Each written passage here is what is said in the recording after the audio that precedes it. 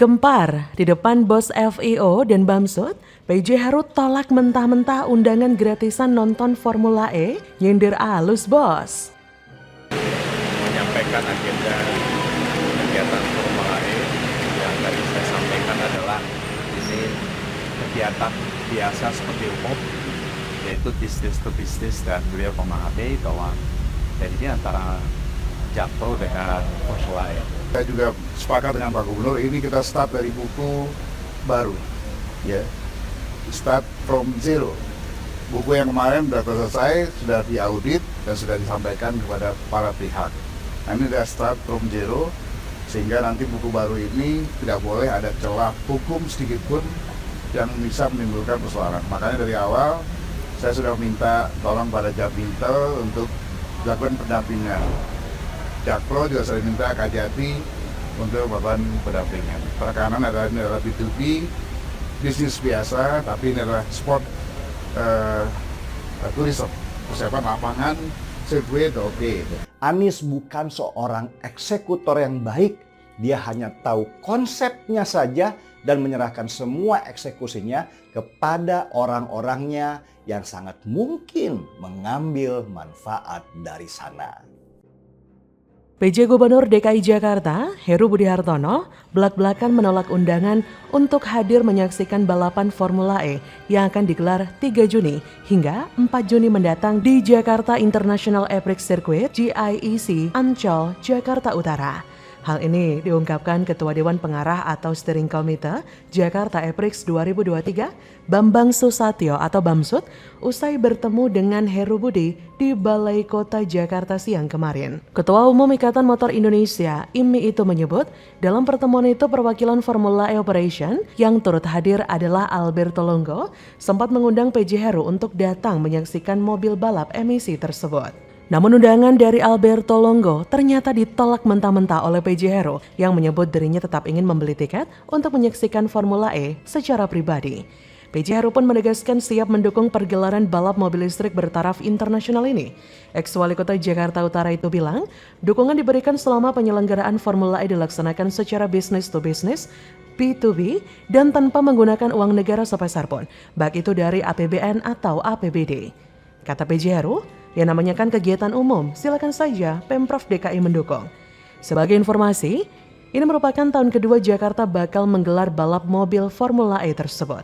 Wah, ini gila sih ya, nggak enduga banget. Secara tidak langsung, PJ Heru menyindir alus kegiatan balap mobil listrik Formula E tersebut, sekaligus tampolan keras untuk bos FIO dan para steering komitenya. Apa yang dilakukan oleh PJ Heru tentu berbeda jauh dengan perilaku panitia Formula E yang kemarin digelar di Jakarta, yang katanya tiketnya ludes terjual, tapi ternyata dibeli sama buzzernya Anies, Ahmad Saroni, Sita Anjani, DKK. Memalukan. Betapa banyak tiket yang mereka beli, seolah-olah tiketnya terjual ludes. Tapi ternyata ngibul doang. Tapi tidak dengan PJ Heru. Ia gak ingin gratisan. Ia ingin memberikan contoh baik bagi warga Jakarta dan para jajarannya agar dalam menjalankan sebuah program tidak ada kepentingan apapun. Terlebih hal Formula E adalah business to business, jadi tidak ada gratisan dan mengedepankan keuntungan. Sebelumnya, balap Formula E sukses digelar di era Gubernur Anies pada 2022 lalu. Tapi klaim aja sih. Sesuai kontrak yang diteken di era Gubernur Anies, penyelenggaraan Formula E bakal dilaksanakan di Jakarta hingga 2024 mendatang. Dalam hal ini, Bamsud juga menyampaikan ajang balap mobil ini akan diadakan secara maksimal tanpa celah hukum di kemudian hari. Bahkan Ketua MPR itu mengarahkan Jakpro untuk meminta pendampingan dari Kejaksaan Tinggi. Jika memang benar ajang Formula E tahun ini akan terbebas dari pelanggaran hukum, maka Formula E tahun lalu seharusnya bisa diungkap secara terang benderang.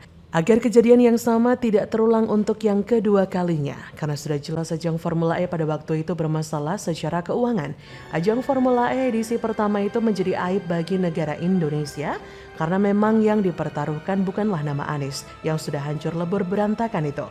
Tapi yang dipertaruhkan di sini adalah nama dari seluruh rakyat Indonesia dan harga diri mereka. Apa yang menjadi aib daripada bangsa negara ini? Bangsa dan negara ini memiliki aib bernama Anies Baswedan. Ia adalah orang yang begitu menggunakan kesempatan dalam kesempitan dan juga menggunakan orang-orang radikal untuk membelanya.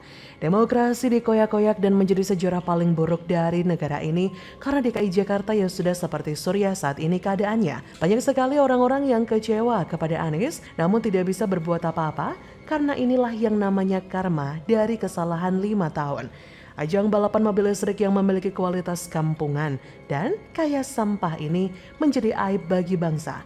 Padahal Anies punya banyak sekali orang-orang di tim gabungan untuk bekerja. Tapi orang-orangnya antara ada dan tiada seperti setan. Bagaimana menurut Anda?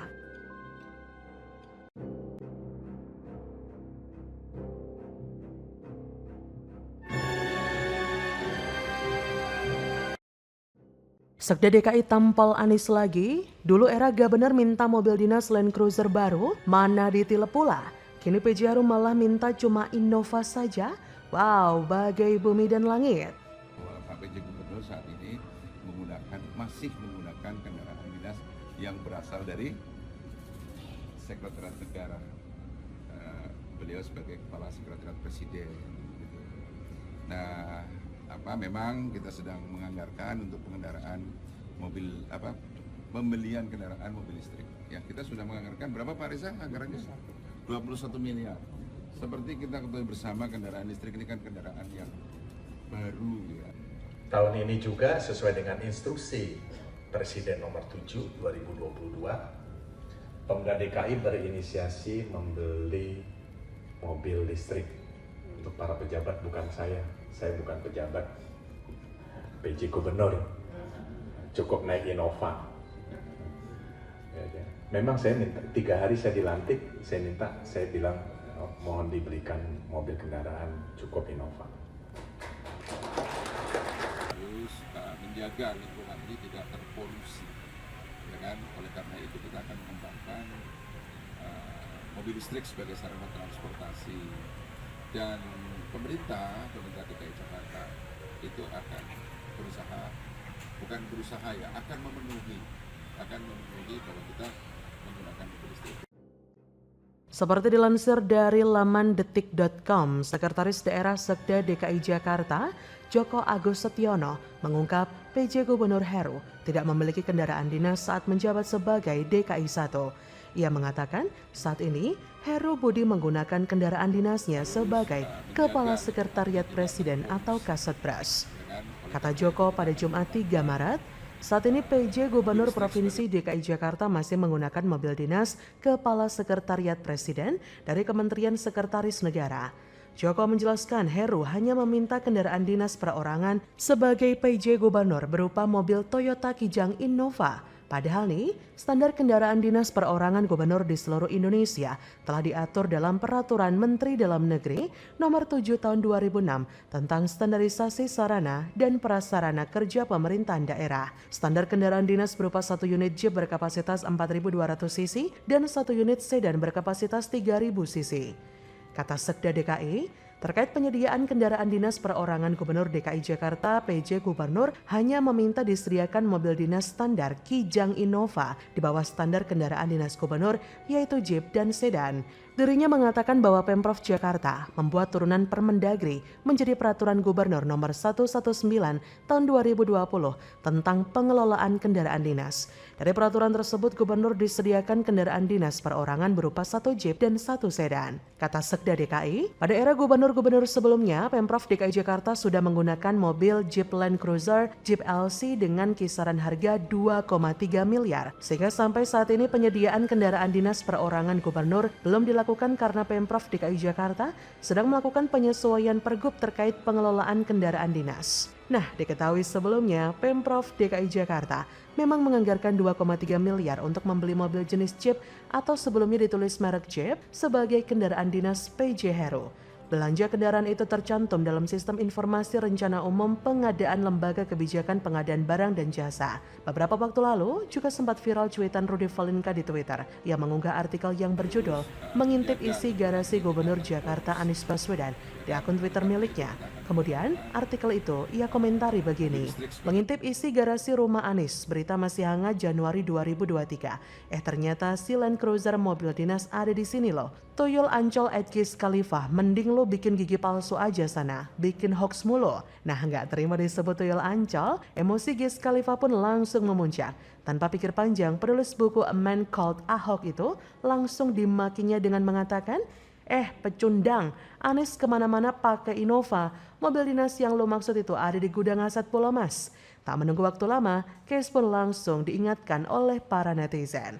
Seperti tutur akun Twitter @muihf78, pecundang gundul pacul, STM Anda di mana? Pernah diajarin sopan santun kan? Di samping itu ada pula yang bertanya, tuyul Ancol masih jilatin Anies ya? Seperti dari akun Twitter @darmo_raharjo. Masih dong, malah semakin ganas menjilatnya sekarang lantaran Doi kan ingin mendapat dukungan dari Anies sebagai Cagup DKI 2024. Mungkin karena begitu kesannya guys sama Rudy Valinka, tidak hanya sekali ia memakinya tapi 2 kali berturut-turut. Ya begitulah, ternyata PJ Hero malah tidak menghendaki mobil mahal seperti Land Cruiser baru, tapi malah minta Innova saja. Doh, ini sih benar-benar sederhana ya, beda sama Jadi bagaimana menurut Anda?